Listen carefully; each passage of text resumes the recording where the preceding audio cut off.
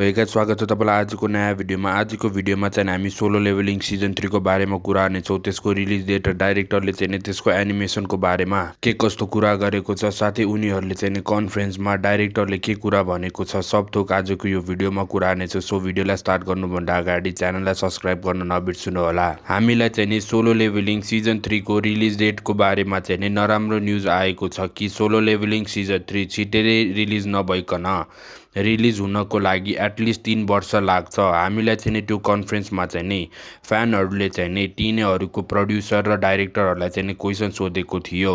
एकजना फ्यानले चाहिँ एउटा एपिसोड बनाउन कति टाइम लाग्छ भनेर सोध्ने बेलामा चाहिँ प्रड्युसरले चाहिँ एउटा एपिसोड बनाउनको लागि 10 महिना लाग्छ र एक्सटेन्डेड सिन भएको एनिमे सिन बनाउनलाई चाहिँ झन् 12 महिना लाग्छ भनेको छ। साथै भोइस डबिङको लागि चाहिँ पर एपिसोड 2 देखि 3 हप्ता लाग्छ।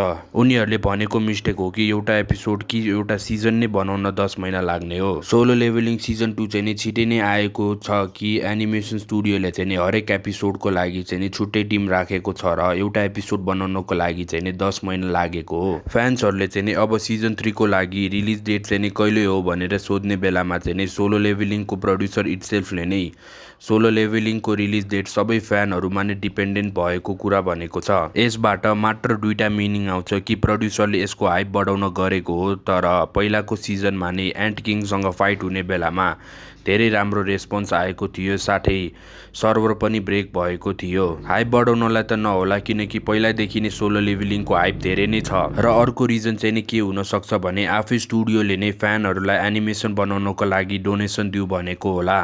प्रड्युसरले त्यति मात्र नभइकन सिजन 3 चाहिँ एउटा लामो ग्यापमा जान्छ र अर्को ओलम्पिकसम्म सिजन 3 चाहिँ नआउन सक्छ भन्छ।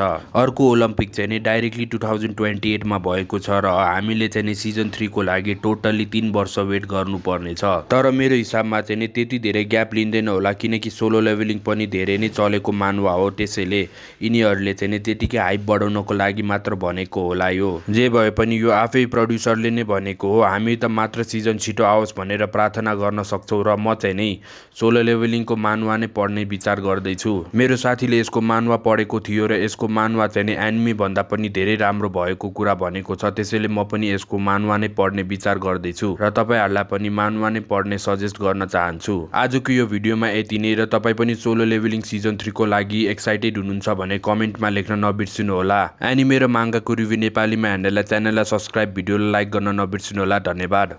यस्तै एनिमे र मांगाको रिभ्यू साथै न्युजहरू हेर्नलाई यो पेजलाई फलो गर्न नबिर्सिनु होला। धन्यवाद।